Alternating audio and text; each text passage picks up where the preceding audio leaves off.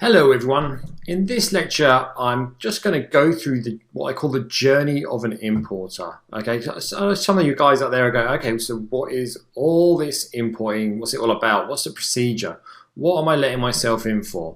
Well, I'm going to go through a quick overview of what you're going to be going through in this course and how it all comes together. Okay, first off, you should have a plan. Plan out what you want to achieve from importing. Now, this can be quite a wide spectrum. I have friends who have two products that are really sell amazingly well. They literally just get those products in, they send them to a fulfillment center, and those products are shipped from the fulfillment center, and they make, I think it's like £10 per sale profit. So they're making like 10 sales per product each day. So they're making about £200 a day. That is what, like £5,000 a month, and that's all they want. That's great for them. That keeps their business as hands off as they possibly can, and still gets them a really great wage or living as well. So they can go off and travel and do whatever they want to do, and they're not tied to like multiple emails and a whole ton of stuff coming in and out all the time. They're really just like check their inventories, check their emails once a day, and then they can go and do what they want. Or on the complete other side of the spectrum, I have other friends who have business interests and products and all sorts going on all over the place all the time, and they live, eat, breathe the business. So have a plan of what you want to achieve and where you want to go, and set goals for how you're going to get there. That's the best way to start. I'm not a big fan of business plans. I think that's something for banks. Just as long as you have a plan or a timeline or a mind map or a whiteboard with big capital letters of where you want to be in 12 months time or 24 months time or something like that, that's your plan, that's what you're working towards, and you can go and get that without a doubt. Okay, our next phase is product research, probably the most important phase of the whole procedure. Product research is essential when you're starting out, because you need to find a product that's selling and selling well, and that can be put onto a marketplace and sold very quickly or pretty quickly.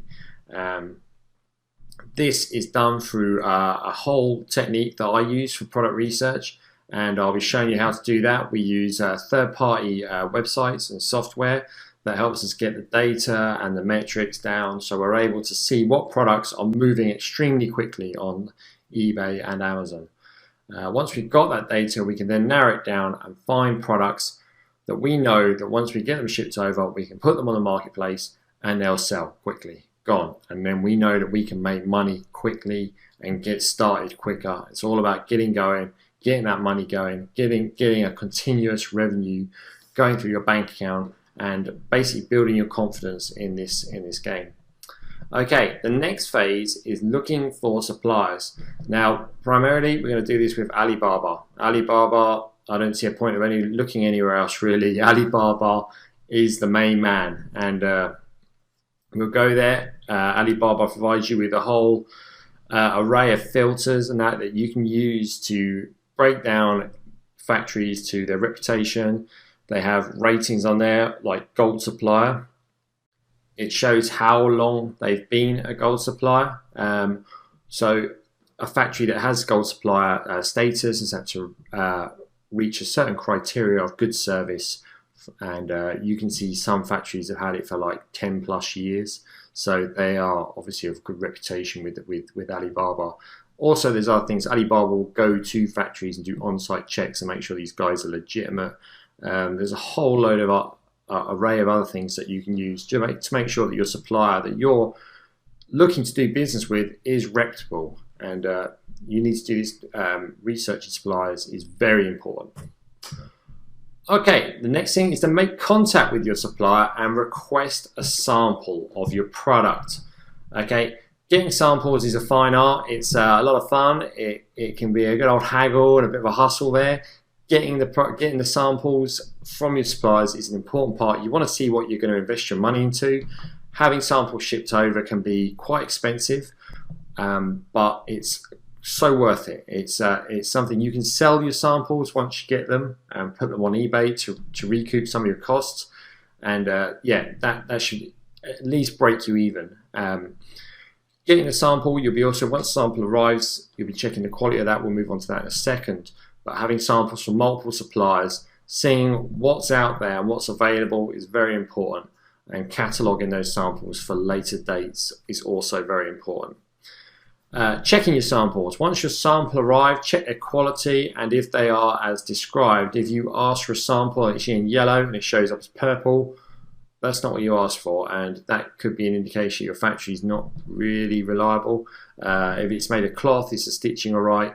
Does it smell of cigarette smoke? If it does, then it means that the guys at the factory in China are smoking on the line.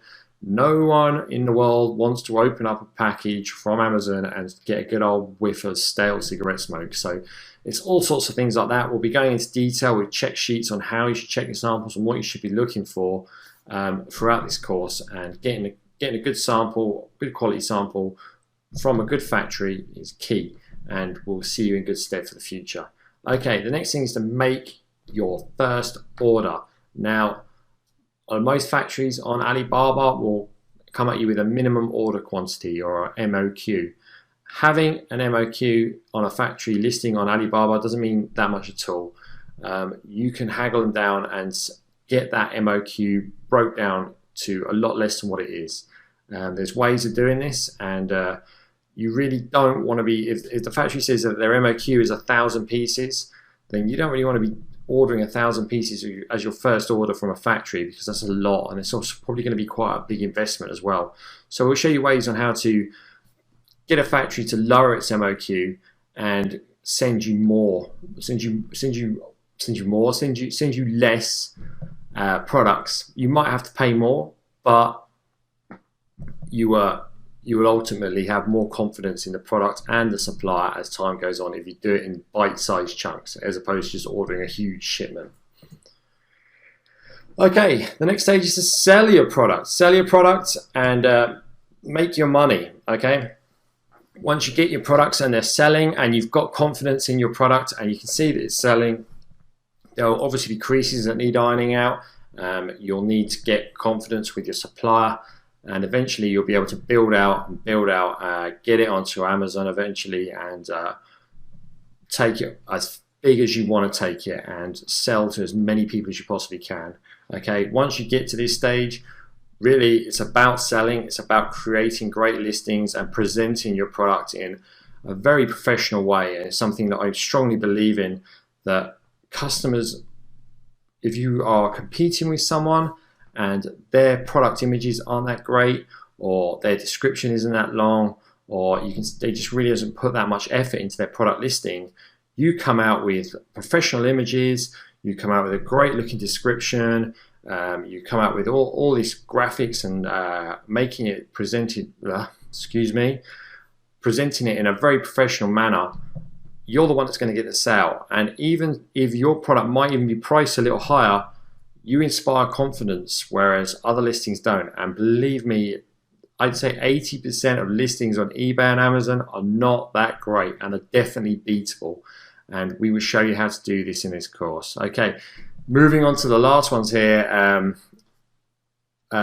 Listing your company on the stock exchange like NASDAQ, and your investor or your co-founder, you'll be able to sell your shares on NASDAQ and make millions and millions of pounds. Sounds far-fetched, but when you're selling your product, which in 5 or 6 different countries, then how is that far-fetched? You're going to have an audience of tens of millions of people, and you already know that your product's a hot seller. So these sort of things, yes, they're in the horizon, but they are a reality, and they're always things you should aim for if you want them. If it's part of your plan, your initial plan, then go get it. Go get it. You can do it.